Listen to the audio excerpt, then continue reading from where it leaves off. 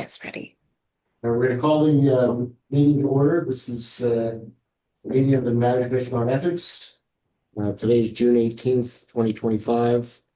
It is 10:04 a.m. Our agenda was posted with the incorrect address for the meeting, but we do have someone, we posted a notice, which is at the courthouse here in Ely, Nevada. We have someone at that location directing people here. If they show up and want to speak, we will take them out of order to allow them to have the opportunity to participate in the public meeting and make public comment. And we will start today with our roll call. Chair Scherer is here. Vice Chair Wallen. Here. Commissioner Langton is not available today. Commissioner Lowry. Here. Commissioner Miller. Here. Commissioner Moran is Yes, on Chair. Zoom. Thank you. Commissioner Reynolds is also on the Zoom.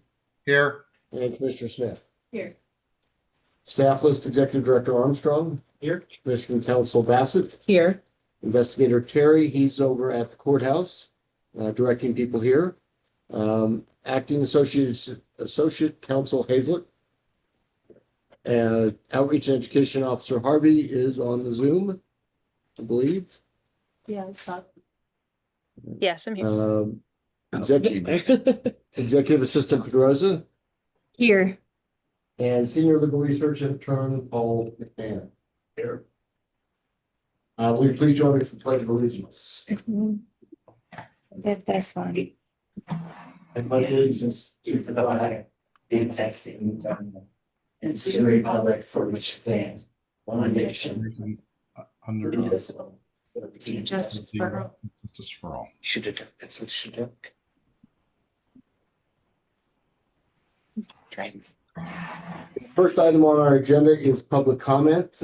We don't have anyone in the room to make public comment. Again, if anyone shows up directed by Investigator Terry, we will take them out of order when they show up or as soon as the item we're on concludes. Executive Assistant Pedroza, do we have anyone on Zoom wanting to make public comment? We do have members of the public on Zoom. However, none have indicated they would like to make public comment at this time. Okay. And do we have any public comment we've received by email? This is Executive Director. We have not received any public comment by email. And then Commissioner Counsel Bassett, with regard to the address on the agenda, it's my understanding you had a discussion with the Attorney General's office. That's correct. I had a discussion with the Attorney General's office and I also reviewed some previous opinions and the advice in all of those things was to post something at the location where we had where we posted the wrong address we posted for, have a notice directing people here, which we've done, and have someone there for a period of time at the beginning of the meeting to direct anyone who wanted to come and let us know if someone's coming here. So we have taken all those steps. And just for the record, I've been between both locations. That's less than 5 minutes away. So Correct. About a mile. it's very nearby. It's not a large inconvenience. Additionally, Executive Assistant Pedroza, I believe we did post the correct address yesterday. We did, That's yes, correct. last time. So the correct address is for anyone who's looking at the agenda today, they would have the correct address. Correct. So let's, with no public comment, let's then move into the next item, which is the approval of the minutes of the April 16th, 2025 commission meeting. Commissioner Smith was excused, so she will not participate on this particular item. Do any commissioners have any changes to the minutes or any comments? I make a motion to approve. Okay, Vice Chair Wallen makes a motion to approve minutes. Do we have a second? I'll second. Commissioner Miller seconds. All in favor, please say aye. Aye. Any opposed? Okay, none opposed, passes unanimously with Commissioner Smith abstaining. Brings us to item number 4, discussion and approval of a proposed stipulated agreement concerning ethics complaint number 24148C regarding Ryan Juden, Director, former City Manager, City of North Las Vegas. Vice Chair Wallen and Commissioner Moran and Smith served on the review panel for this matter and are therefore precluded from participating in any further proceedings pursuant to NRS 281A.220 sub 4. Do we have the attorneys for the parties present? And if so, would we please have them identify themselves? Good morning, everyone. Todd Kerr on behalf of the respondent, Ryan Juden. Mr. Greer, I think. Okay.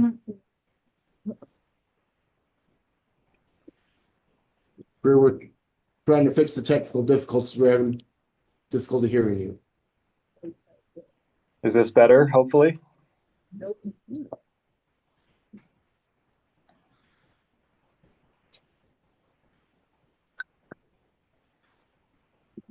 All up here. It's the worst in throat. Try it again. Can everyone hear me now? Nope, Yeah, I can hear him online. This is Commissioner Reynolds. And we can't hear Terry either. uh-oh, no, we can't hear anyone. Can you hear me? This is Sam. I can hear Terry and the council. There we go. No, we got it. Again. I got you. Yes. Yeah. Yeah, sorry. I took over your. Mr. Greer, why? Yes, Good morning. now we Good can morning. hear. Can you hear me now? We can, Mr. Greer. Yeah, sorry. It is muted. No, that's right. Just turn. I think we're good now. Mr. Greer, why don't you go ahead and start again? Yeah, good morning, everyone. My name is Todd Kerr from the law firm of Kamer Zucker Abbott on behalf of the respondent, Ryan Juden. And Ross Armstrong, Executive Director on behalf of myself. Mr. Armstrong, will you please go ahead with your presentation on this stipulation? Yes, thank you, Mr. Chair. This complaint, case number 24148C. The commission received a complaint in September of 2024 regarding Mr. Jude and allegations revolving around acquiring a contract post his employment with the city of North Las Vegas as their city manager. The commission accepted jurisdiction and investigated potential violations of 5 different parts of the ethics law, including 402, which is unwarranted preferences, 403, which is negotiating a contract, 407, use of time and equipment, 409, influence over subordinate, and 410, seeking a contract for oneself. The investigation proceeded, and at the review panel stage, the review panel dismissed all but 410 of the violations to proceed. After that time, the parties entered into negotiations and come to this stipulated agreement. I think the most relevant facts that are important for the commission to know about this situation is that Mr. Juden started as the city manager in April of 2018. On multiple occasions, his employment contract with the city was negotiated and renegotiated. That employment contract had in there laws that allow for post-employment consulting services from Mr. G. That he could enter into an agreement after he left the city manager position for consulting services. In January of 2024, June met with the mayor of the city of North Las Vegas and the mayor pro tem to let them know that he was planning on leaving the position of city manager. In those discussions, they requested that he look into exercising that clause of his contract that permitted post-employment consulting services. He then incorporated Edge Strategies on January 5th of 2024. And that is the entity that the city has engaged in the contract with. Throughout the course of the investigation, the commission found, or we found, that there was no undue influence over subordinates, that he used the same process as any other contractor would with the city of North Las Vegas. So that is why, in part, the review panel saw those allegations of unwarranted benefits of equipment and subordinates fall away from the review panel stage, referring only 410. There really is a timing issue with a public employee negotiating their post-employment contract while they're still employed. If they are thinking about going into a contract with the entity they work for now, they need to wait until after they are out of that position to do that negotiation and execution. So throughout the spring, the contract was negotiated with the city attorney's office, which is an important distinction, especially when we looked at the subordinate ones early on, and that the city attorney is a separate entity appointed by the city council, so they don't report to the city manager. There's independence there. That there would not be, say, if it was like with the contracting team.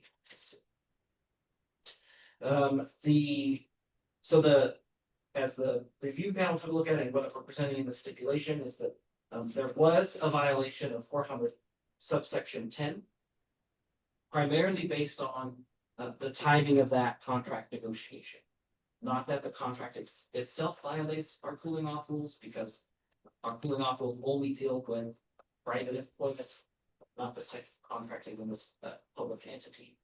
And so the agreement is that the conduct that Mr. Juden engaged in is a violation of 281A 410. That all the facts and circumstances and the factors established in 281A 775 indicate that the violation should be treated as a non-willful violation of the law, and that his acceptance of the non-willful violation 410 would resolve this matter.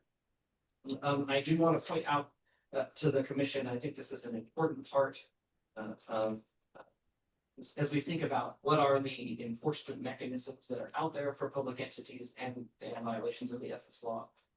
The ethics law has a provision where if a contract is entered into and the commission finds there was a violation, that contract then becomes voidable by law.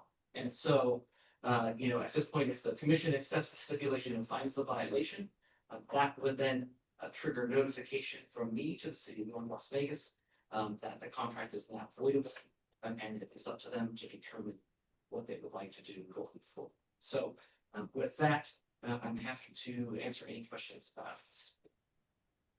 Just to clarify, so the city requested that he stay on as a consultant. Correct. This was initiated by them. Yes, and the exact timing is on January 2nd, he provided his notice to the mayor and the mayor pro tem. They said, there's this part of your employment contract, can you enter into this part of your employment contract? It was January 5th that they incorporated Edge Strategies under his wife's name, and then proceeded with entering the contract. He gave the city quite a bit of heads up, because he, it wasn't until March when they appointed his successor, so they had months to look about. Do we know why the city entered into a 3-year agreement for him to consult? We did not get into why the length of that consulting contract was what it was. Other questions for Mr. Armstrong? Mr. Creer, did you have anything that you wanted to say? Yeah, I'll just thank you for the opportunity to speak in support of this stipulation. Ryan Juden is a faithful civil servant who was serving the citizens of the city of North Las Vegas, including during the height of their crisis that has been well documented throughout, the recent past. Here, he followed what he believed was the correct course of action, was very transparent in having that clause of his employment agreement exercised, making sure that it went through the proper channels and was approved by the city council, as he had in the past with the different amendments to his employment agreement. And so nothing willful here at all. It is certainly a non-willful violation of a very technical aspect of your ethics commission statutes. I think the interest of all the parties, both the city and Mr. Juden, were aligned in the sense that given his position, he has significant knowledge and connections to ongoing projects, and the city of North Las Vegas wanted to ensure that there was a smooth transition to his successor, hence the provision in his employment agreement and the exercise of that provision. But here we are today because of that non-willful violation of that technical aspect of the statute, and we're ready to proceed with resolving it if possible. Commissioner Reynolds, did you have questions or comments? I may have missed you on the screen. I do. I will just state that I'm reluctantly going to vote for this, but I think this is I think the contract that was entered into is unconscionable. That's beyond our scope because it's a governance issue. Having served as a city manager for 20 years in 3 different entities and having served on the ICMA Ethics Commission, I find this highly unusual. And I find the contract and the issue for 3 years, I would have been fine if it was for 6 months or a year, but for 3 years, really, I think is an unconscionable contract for what he's being paid to provide assistance on this. So I will vote for the non-willful violation on it, but I just think that this is not something that should be done in the future, but it's beyond the scope of the Ethics Commission. So I think it's inappropriate, but I will vote to to approve the non-willful violation. Thank you. Other questions or comments? Commissioner Lowry? Thank you, Chair. I just want to say that I agree with Commissioner Reynolds, and but for the limitations of the ethics laws, I would not approve this negotiation. And Commissioner Council Bassett, can I ask, I mean, is that your view as well as that we're limited here by what's in the statutory code of ethics and Yes. and this is the violation that our investigation showed? Yes. And otherwise, Yes, I agree. while we may not like the length of the contract or the amount of money involved, that's not necessarily a violation of the ethics code in and of itself. Right. Those things aren't regulated by the ethics law. The amount, the manner in which it was negotiated and the timing of it that is implicated by our laws. And you confirm that the city attorney is independent Correct. under the North Las Vegas city structure, Correct. city charter. Other questions or comments? Do we have a motion to approve the stipulation? I move to accept the terms of the stipulated agreement as presented by the parties and direct the commission council to finalize the agreement in appropriate legal form. Do we have a second for that motion? I'll second. Any other discussion? If not, all in favor, please say aye. Aye. Aye. Any opposed? Any opposed? Passes unanimously among those participating. Thank you. Thank you, Mr. Creer. Yep, thank you for your time. Brings us to item number 5, discussion and approval of a proposed stipulated agreement concerning ethics complaint number 24-168C regarding Dwayne McClinton, Director, Governor's Office of Energy, State of Nevada. Again, Vice Chair Wallen and Commissioners Moran and Smith served on the review panel and therefore may not participate further in these proceedings pursuant to NRS 281A.220 sub 4. Do we have Mr. Ott on? I Hi, think good morning. actually Sorry, didn't mean to interrupt you. This is please- good morning, please Chair and go ahead. Commissioners. This is Nicole Ting from the Attorney General's office. Mr. Ott is currently in Costa Rica. Oh, okay. Good for him. And Good for him. you're representing Mr. McClinton this morning? That's correct, yes. And Mr. Armstrong, are you representing yourself? I'm representing myself. Okay. If you would please go ahead and make your presentation on this stipulation. Thank you, Mr. Chair. This is case 24-168C regarding Dwayne Clinton, the Director of the Governor's Office of Energy. At our last meeting, the parties presented a stipulated agreement. The commission declined to enter into that stipulated agreement, asking the parties to reconsider in part, especially the monetary penalty involved. And so the parties went back. We got a confirmation of the ticket value. There was lots of discussion about the ticket value. And the Las Vegas Gold Knights confirmed that they valued the tickets that Mr. McClinton received at $350 each. And so this agreement comes before you just like the last one. There's except this time there's a fine of $1,000, which reflects the monetary value of the 2 tickets he received. And then the other message the commission had at the last meeting was that there should be the value of what was received and then an additional monetary penalty for deterrence. And so that it provides the value of the 2 tickets plus a $340 flat penalty. There was some comparison with the Lopez case last time. And as counsel for Clinton and I discussed and the facts, a difference because the value of the coach person in Lopez was lower, so the flat fine was higher. But if you look at that, the Lopez conduct was over several months and there was like lunches and suitcases and coach persons. In this case, it was the 2 tickets at the party. And so we believe that this willful violation, which I think is important for the commission to remember, that if a public officer in the Clinton's position receives 2 willful violations, the commission can file to have the public officer removed. If he hits 3, then we're required to file a judicial action to have him removed. And so this starts him with his first strike. He had no previous ethics issues before the commission. There were also questions about sponsorship the Golden Knights were trying to acquire and the money that Director McClinton had identified and the inappropriateness of the use of that money. It's similar to the case we've just heard. Some of that is outside of our scope. And I just want to assure the commission that there was no money ever transferred, and the other guardrails that the state has in place to make sure that entities are paying, agencies are appropriately spending money, worked in that instance. And that's been from happening.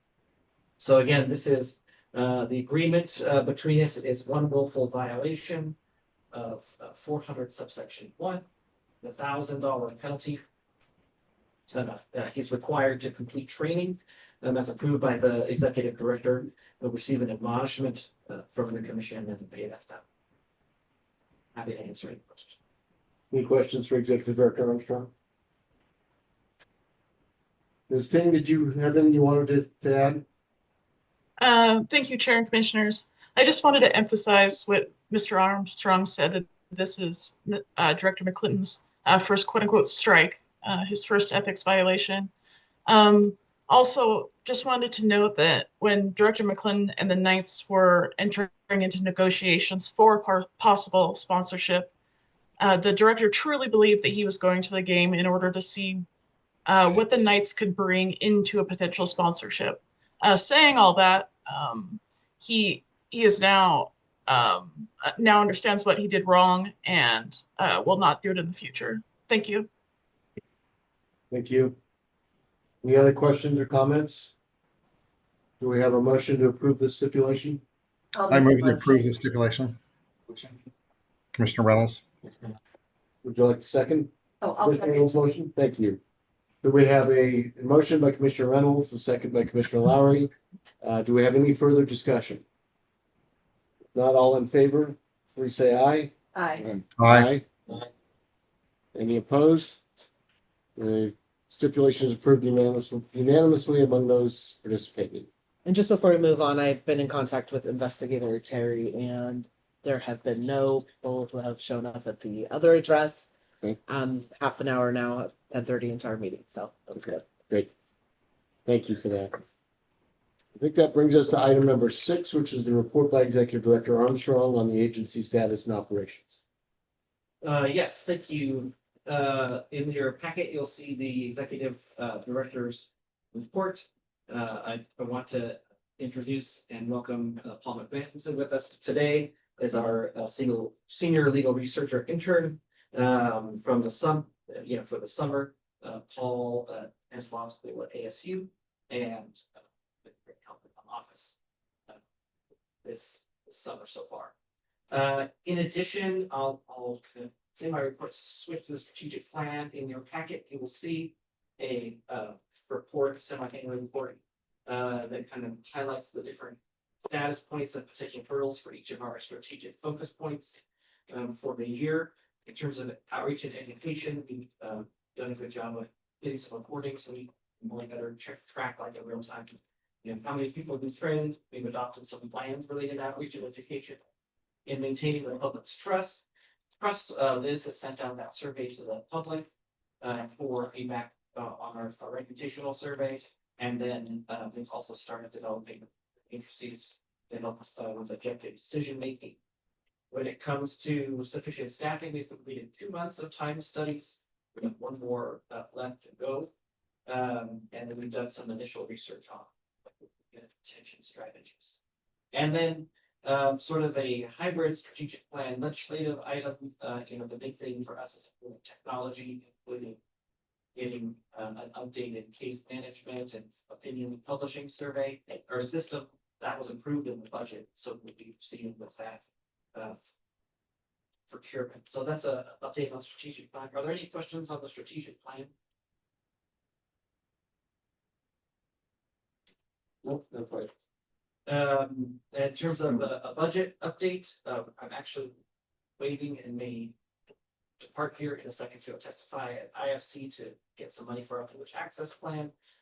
So the budgets have been closed. We got most of what we've requested, and so starting implementation of that the budget. The biggest item is the case management system. At the last meeting, I said we'd start putting in the review panel determinations because those who don't sit on the panel, like you never actually get to hear what happens with them. And so you can see in April, we had one dismissal with a confidential letter of caution. And then in May, we referred one case going forward. So if you remember that, and we will see that one coming forward. We had 2 dismissals from the city of Reno and then a dismissal confidential letter of caution. The 2 that got the letters of caution were ones that the internal audit had brought to our attention regarding the Department of Education. And so in addition to those letters that the individuals got, I sent a letter to the superintendent. Said we've had 3 recent cases. Appears to have been issued one part of your agency. For upcoming meetings, we have panels in July and then August. 20th will be our meeting in Reno. The thing to remember about that August meeting is that that's what you're about to chair. So I think that's it for item 6. I'm happy to answer any questions about agency operations. Any questions for Executive Director Armstrong? So how long do you think it's going to take to go through the RF process for the case management system? That I don't know. We have to, there are, there's a process to go through a full RFP system. There's a way to use already verified vendors. So we need that evaluation first. We put in kind of our plan is that we imagine that the system will be ready to be implemented at the start of the next fiscal year after all the data conversion and the building and all that stuff. We have extended our contract with the current system for a year, so we will have a lapse in a case management system. But I would imagine just knowing the state system getting into the contracts that probably be in the fall, October, November, or everything's signed and ready to go, and then we go through the actual building retention process. Yeah, I would think the Attorney General's office have a good case management system. No, No, not at all. At least if it's the same one, and I believe it is the same one that I have. And ours, the thing for us, I will say, we have such a unique need because of the publishing of cases. And that is, so we're sort of, the Attorney General's office is much more a law firm, where it's like all kept internal. We're sort of like a law firm / court, in that we have all this legal case processing, but then we do this publishing piece. So, but we can definitely look at some others, like as we're going through the budget building process, they encourage us to look at the Department of Administration Hearings Office, because they just read it there. So they're a little bit, that's more similar to us than say the AG's office. Okay. Other questions for Executive Director Armstrong? Thank you. With that, we'll move to item number 7, which is the review of the 2025 legislative session. I'm getting Executive Director Armstrong. Yeah, in the packet, you will see a legislative session report and some statistics. As I think everyone is aware, we did not have our own bill this year, so we killed during the session. All the food for us. We did submit testimony on a number of items, and since the report was submitted, because we get this to you guys a week before one of the bills we thought would pass was vetoed. So we have about 8 bills to do implementation. They're all pretty minor implementations. So for example, there's a bill that has some flexibility on qualifications for jobs and where you pick them city. So we need to go like revise our job descriptions to show education now accepted, those types of things. There's nothing in the implementation process that I would say is like transformative or something. And you know, we had our top budget priorities, which the only one that was not approved in the governor's recommended budget was the office new location for recruitment and retention. All the others, so everything in governor's rec was actually approved. And they actually provided us on the case management topic, they provided us flexibility with that funding so that we can cross the fiscal very easily, so that we don't have to do it. So that was great. I would say on the last page of the report I submitted, you'll see our outreach and education efforts. Once again, we presented a general Lose the Ethics Commission before the Joint Legislative Operations Committee at the very start of the session. And then we had Ethics Day, which was a first for us on March 25th. There was a proclamation to celebrate our 50th. We had the vice chair write this on the floor and the table during that day. So that's a big success. So that's it. The legislative session is over. The veto signature piece is over. There are a number of folks who are predicting may have a special session in the fall to work on some budget stuff, depending on what happens at the federal level. And so, you know, I'll keep you updated if you hear anything on that. But from my experience in the COVID special session, when we talked about budget cuts, that's like a 1 week type of special session to get stuff figured out. So now we start those implementation plans. As I said, our biggest implementation task following the session, getting a system. I'm happy to answer any questions about the legislative session. Questions about the session? We have a recommendation, Executive Director Armstrong, to form or at least to discuss forming a legislative committee of the commission in order to evaluate legislative priorities for the next session. Yeah, so I thank you for reminding me of that. It's a potential action item on your agenda. In the past, we have appointed a legislative committee to work on potential bill ideas. They could also work on the regulatory, new regulatory. I do think that having a subcommittee operate during the session is a little burden. So like it's unnecessary because it is a commission.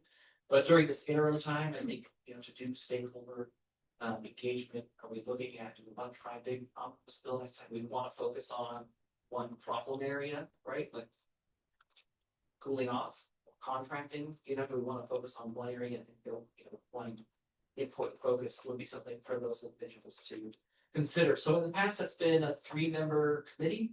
They'll have separate meetings and then commission. If that is your wish as a commission, the alternative is to have like working sessions as a full commission during commission meetings. And so those are kind of your 2 options for going forward. Just one quick question. So you said historically it's been 3. It could be as many as 4, because then we would not be a quorum of the commission, correct?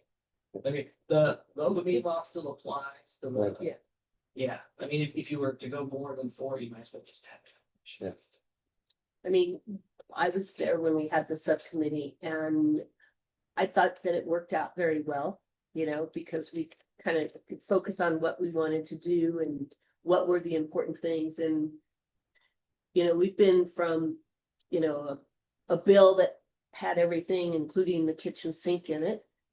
And then we've had a bill where we're more focused and specific. And I think we kind of got closer with the more focused and specific than when we had the kitchen sink stuff. So I would be in favor of a subcommittee, and the way it worked, we would have open meetings and then we would anything, you know, when we said, okay, let's be focused. Here's what we want to put into the bill. That was all brought to the full commission for their vote. And just so everyone's aware of the timeline, like that's next spring. Yes. We would be saying, let's go forward with this. So seems like it's 2 years away, but that budget building and BDR process is for the next spring. So, Other thoughts, comments on the idea? Anyone interested in serving on the subcommittee? I'm interested. Anyone else? You want to do it? This is Terry Reynolds. I'd be interested also. Okay. Yeah, I'll go with Commissioner Reynolds and Commissioner Wallen. That sounds wonderful. He's so happy. Okay, so So we have a motion to appoint Commissioner Vice Chair Wallen, Commissioner Reynolds, and Commissioner Miller to the legislative subcommittee. I'll make that motion. Okay. Do we have a second for that motion? I'll second. Any other discussion? If not, all in favor, please say aye. Aye. Aye. Any opposed? Okay, we will have a legislative subcommittee of Vice Chair Wallen, Commissioner Reynolds, and Commissioner Miller. I'm gonna go for public comment. Okay, Thank you. and that will bring us to item number 8, which is the report on ethics, outreach, and education. Outreach and Education Officer Harvey, are you on the Zoom with us? Yes, I am. Hello, Alright. everybody. How are you today? Wonderful. Doing great. Thank you, Chair. It's great to Please, see you all, and I'm glad to see you made the trip out safely. Yeah. Just checking you can Nice to hear see me you as okay. well. Okay. Yeah, we can hear you just Perfect. fine. If you go ahead with your presentation. Wonderful. So as always, we'll start with outreach. Coming up, we've got some outreach to connect with new associations and agencies on training partnerships. So to build more relationships with under the strategic goal of increasing our overall training efforts, as well as reconnecting with past conference partnerships. Conference season is coming up in the fall. So seeing where we were in the last couple of years and where we might go to present and engage with folks at conferences and similar events. Coming up soon as the weather starts to cool down and people entertain the idea of going to a conference. The recent trivia polls on socials is actually getting really good engagement. So I'm excited to see folks, jumping in our polls and getting some ethics education as the weeks go by, compared to how we've done or doing polls in the past. And we've seen more engagement as of late. So wonder why. We're looking into that, but it's nice to see. And then we had a recent contracting LinkedIn article that has received some good responses and is going to hopefully be a good resource for time into perpetuity as well. And I'm going to be looking into adding some of our prior resources that we've posted on LinkedIn into our website and folding them into our resources holistically. And then we have a outreach coming up on campaign and endorsement best practices so that folks have a good idea as to how to best navigate the campaign season, whether they're running for office or looking to endorse political candidates or specific items on the ballot coming up as well. A quick overview of our social presence and how the trajectory of our followers you can find in the report, but general constant trend of steady upward trajectory, which we like to see. And then moving on to education, you'll see enclosed in the report some of our recent trainings as well as those which are upcoming. And then a brief summary of our training data and feedback that we've received since the last time it was reported, in that we're seeing a substantial majority of our folks receiving training be over 90% significantly improved understanding of the ethics law, and then close to 100%, about 98%, have substantially increased confidently accessing resources to navigate ethics questions should they need to after the training. At the time this report was put together for the fiscal year, we're at 1,974 ethics public officers and employees trained. So moving on to publications, we have now distributed 3 quarterly newsletters, with the next one set to go out in July. The April newsletter was distributed to a little bit over 1,600 public officers and employees. And then we will coming soon, start quarterly team-wide continued quality improvement meetings. So we'll be looking at our educational resources and in general resources that we provide out to the public and members of our public service community to continue to evaluate those, look for areas of our statute based off of recent cases or interactions with the public and public officers and employees to fill in any gaps for where educational resources might be missing. So that'll be a great, very appreciative from my fellow staff to be joining in those efforts with me. And then I've mentioned a couple of those other publications already regarding upcoming efforts in campaign and endorsement best practices and contracting articles. Finally, coming to public information officer duties. So the April meeting press release prompted the press to reach out to us, which is always great to see. And that article included accurate facts about the ethics law and commission proceedings as a result. So continuing to have good interactions with the press and appreciating those efforts to continue conveying accurate information about the law and about the cases as we see them to the public through the press, which is really appreciative. We are up to 45 public records requests for the fiscal year at the time of this report and 101 requests for information. You'll find the breakdowns of those in the report, but notably, it's helpful to notice that in 64% of our public records requests, we were able to provide records, and then the remaining, we did not have any responsive records. And then 84% of the time when folks ask a question, we're able to substantively answer it rather than saying, we can't answer that question or we have no comment because that is confidential. So that brings us to a running total of 146 times that folks have reached out to us, asked for either information or records. And that brings us to the conclusion of my report. If happy to take any questions. Questions for our Regional Education Officer Hart? I don't have a question, I just have a comment. I was talking to one of our former commissioners and they said that they were very impressed with the social media outreach that we have and they love the trivia questions. And so I just wanted to let you know that what you're doing is excellent, and you know we're really starting to get the message out there, and it's nice starting to see more and more people be trained and stuff. So thank you for what you do. Absolutely, thank you, Vice Chair. It was great to see our executive director start those back up again while I was out, and it's been fun to continue. I'm really happily surprised how well engagement is going with those trivia. So we'll keep it up. Well, you have one more presentation to add, training, which is the AGA presentation that was on June 13th last week that Ross and I did. Mm-hmm. So, the Association of Governmental Accountants. He'll get you the numbers. I made sure the vice chair got the real hard questions.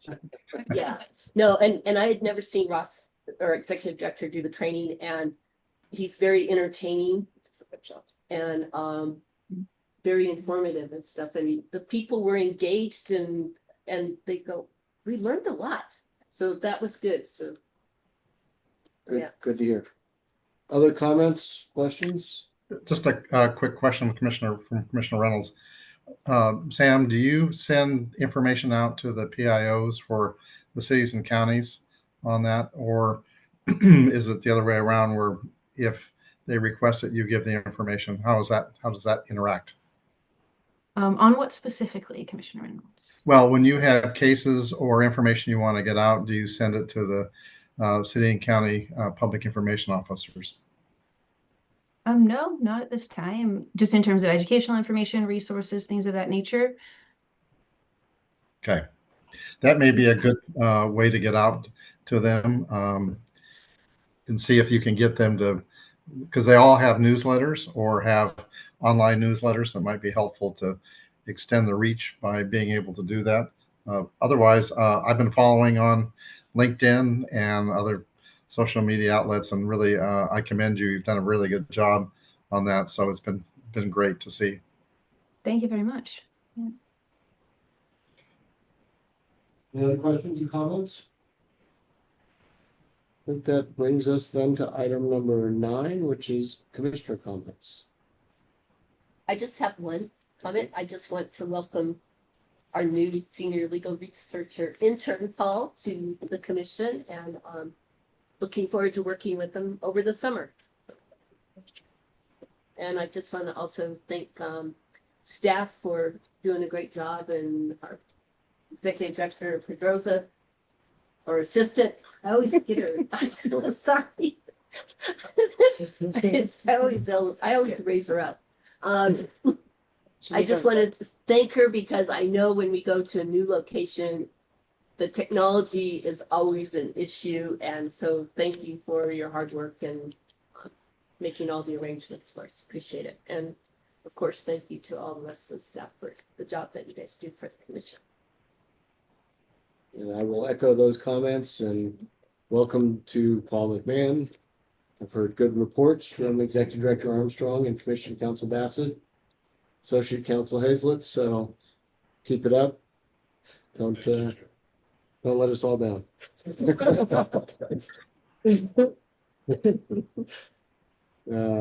Any other comments, commissioners?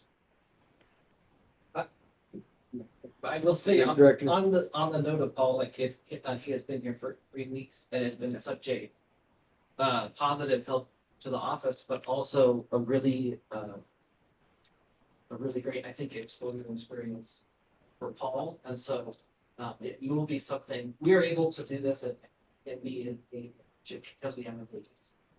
We had no vacancies.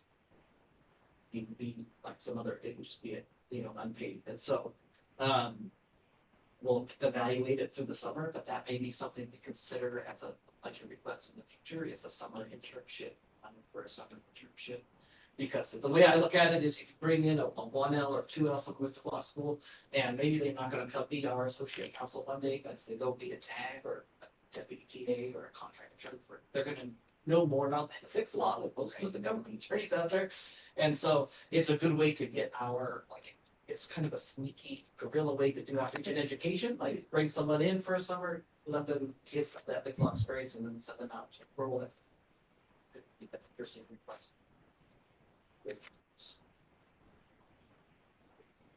There are no other comments, then that brings us to public comment.